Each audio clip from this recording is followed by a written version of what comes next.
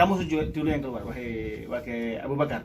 Kamu dulu yang keluar karena kamu akan masyhur, dan saya akan keluar terakhir, dan saya akan mastur, tersembunyi, tidak semasyhur terkenal seperti engkau. Ya, di antara ulama yang kaya ini Bang Hussein, di antara lagi Sayyidina Abu Bakar Adni Al-Idrus itu di antara. Semoga nular. Amin. Nah, mudah-mudahan bisa nular. Amin. Amin. Khair lutuf wa afiyah insyaallah. يا دارم يا دارم يا دارم يا دارم شير الله شير الله شير الله شير الله يا دارم يا دارم يا دارم يا دارم شير الله شير الله شير الله شير الله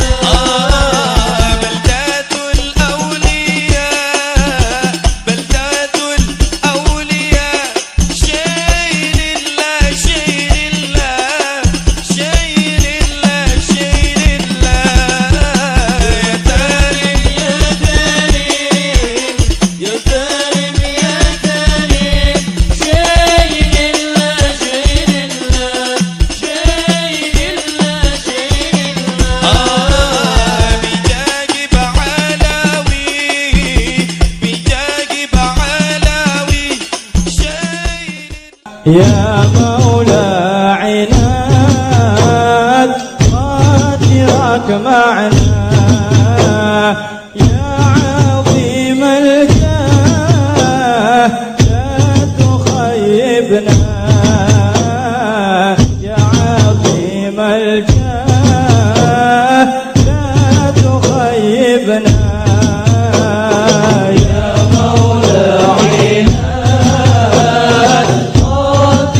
معنا يا مولى عناد خاطرك معنا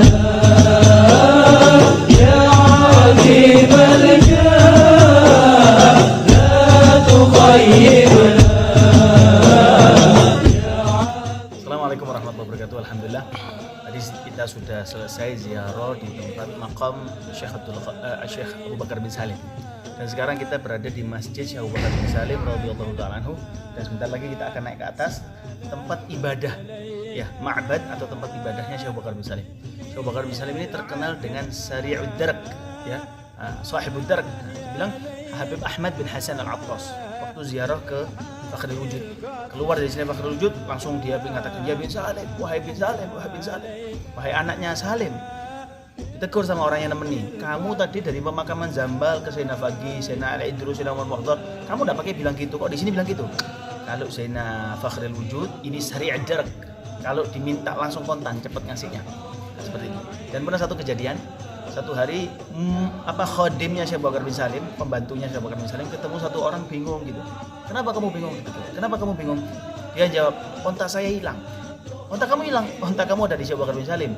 Oh iya, langsung. Si orang ini kehilangan onta yang badui itu, berlari ke tempat Syekh Abu Bakar bin Salim. Ya Syekh Abu Bakar bin Salim, saya mau minta onta saya. Onta apa? Onta saya katanya ada di kamu. Siapa yang bilang? Pembantu saya. Mana panggil dia? Datang. Siapa yang bilang onta dia di kamu? Di saya. Kata si pembantu loh, Syekh Abu Bakar bin Salim, kan engkau pernah bilang, katanya dunia ini ada di antara jari jemarimu aja, kecil di hadapanmu. Kan berarti kamu bisa kelihatan, mau ada kecil kok. Tidak mungkin onta ini berada di luar dunia, pasti ada di dalam dunia. Karena dunia ada di tanganmu, berikan tahu dia. Oh, ya sudah, dipanggil si Badui. Badui, kamu pergi daerah A, ontamu sekarang makan di pohon di daerah A tersebut. Pohon ini. Untuk langsung si Badui datang ke sana dan mendapatkan ontanya. Dan Syekh Abu Bakar bin Salim memanggil pembantunya. Pembantu, kamu jangan pakai kayak gini lagi. Tidak boleh. Jangan pernah bilang orang lain. Kalau ada orang meminta tolong, ya saya tolong. Tapi tidak usah diterang-terangkan sama orang lain. Seperti itu. Karomah para wali-walinya Allah Subhanahu wa taala. Begitu pula karomah Habib Ja'far yang semakin terpancar setelah wafatnya beliau. Dan mudah-mudahan kita selalu mendapatkan keberkahan beliau. Amin ya rabbal alamin. Assalamualaikum warahmatullahi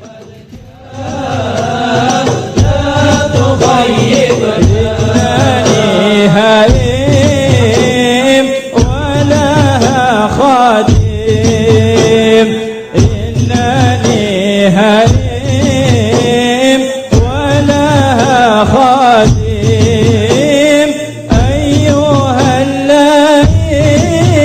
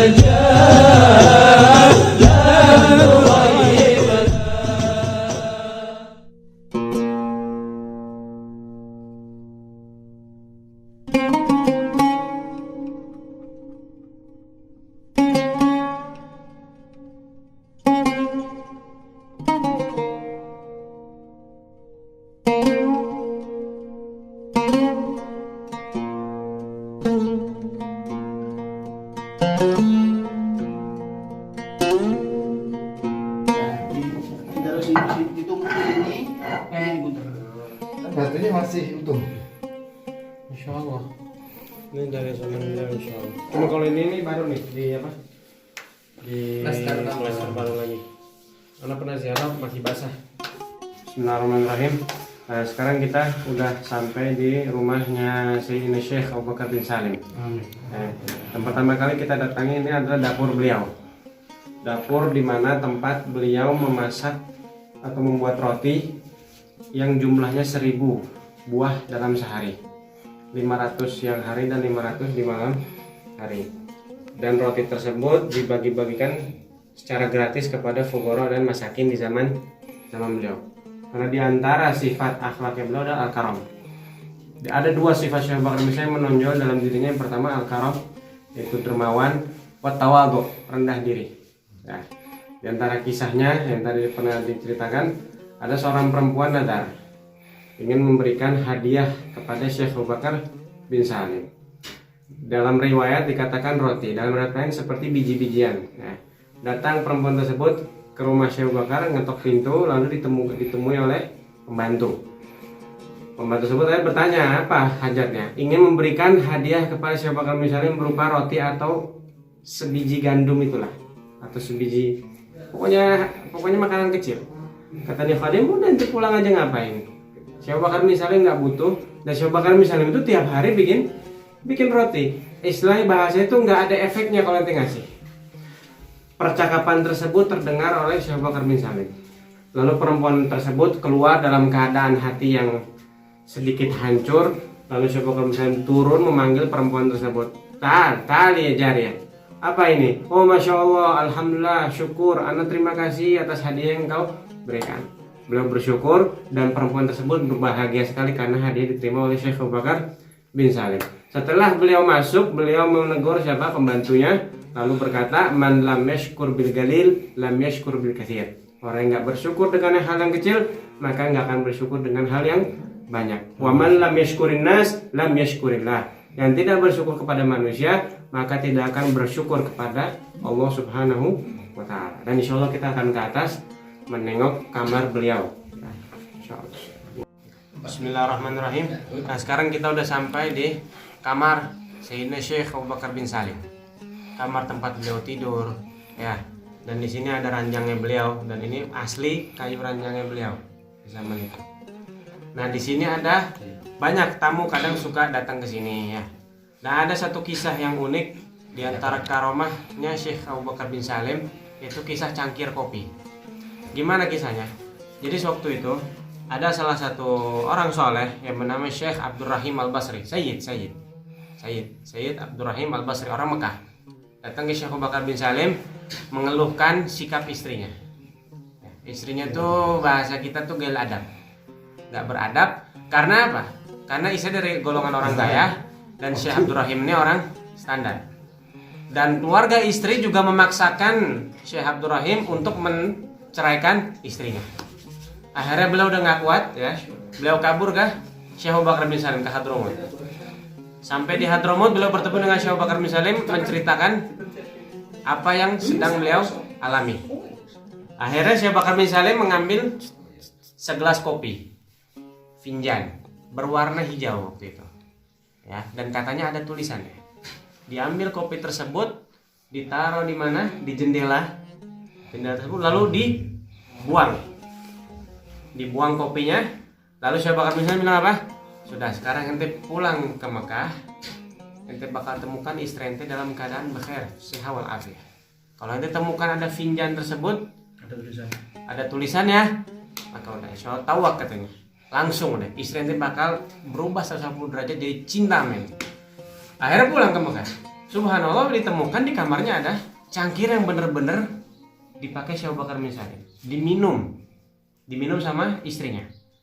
Dan istrinya jadi sangat-sangat jatuh cinta kepada Syekh Abdurrahim. Bahkan keluarganya itu memaksakan Syekh Abdurrahim untuk masuk sama istrinya supaya melakukan hubungan.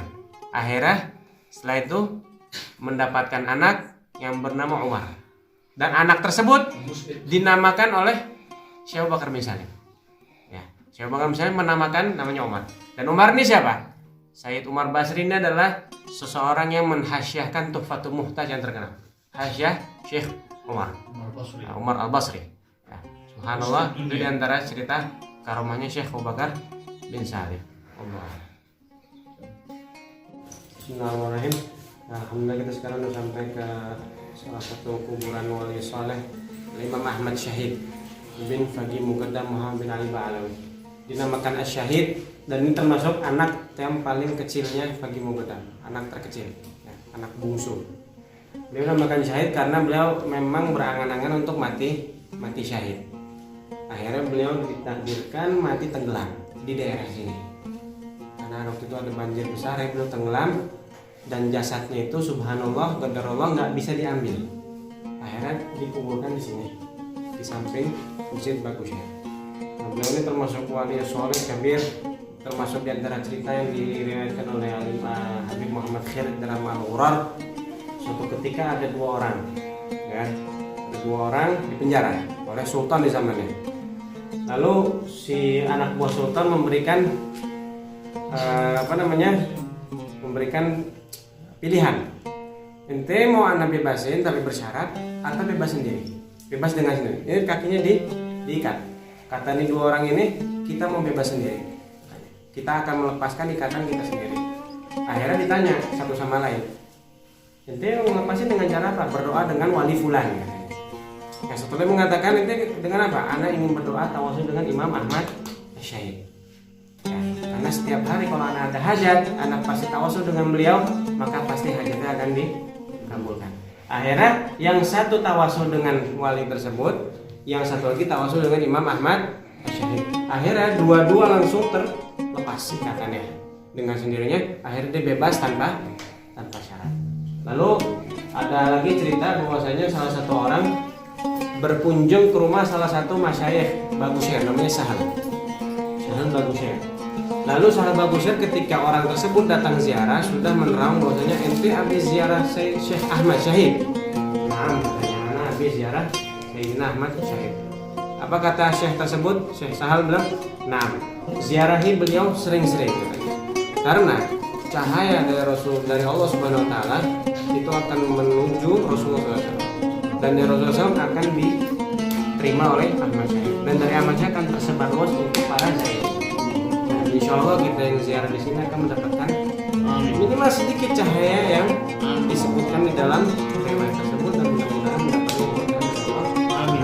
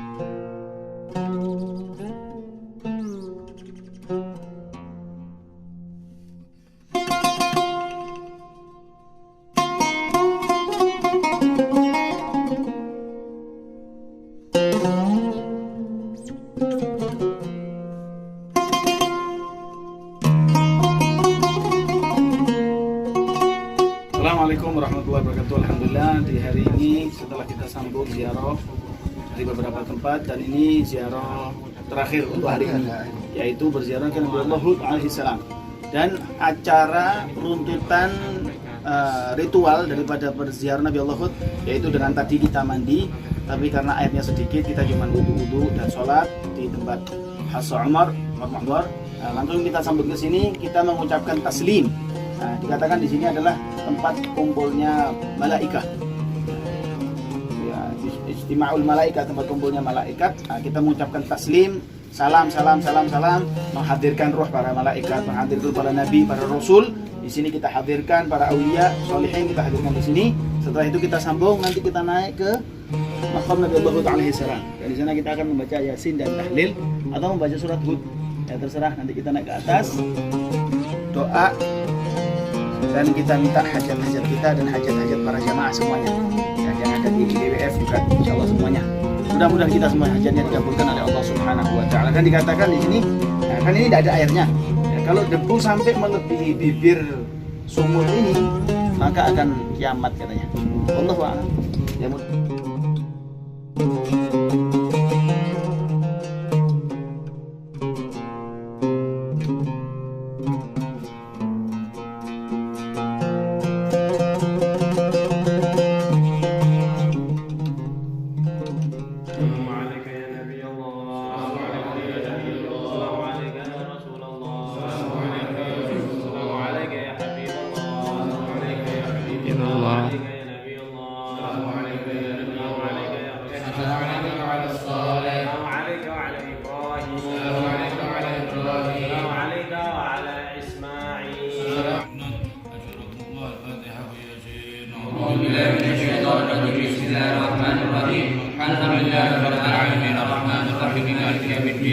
إياك نعبد وإياك نستعين اهدنا الصراط المستقيم صراط الذين أنعمت عليهم غير المغضوب عليهم ولا الضالين آمين بسم الله الرحمن الرحيم ياسين والقرآن الحكيم إنك لمن المرسلين على صراط مستقيم تنزيل العزيز الرحيم لتنذر قوما ما أنذر آباؤهم وهم غافلون لقد حق القول على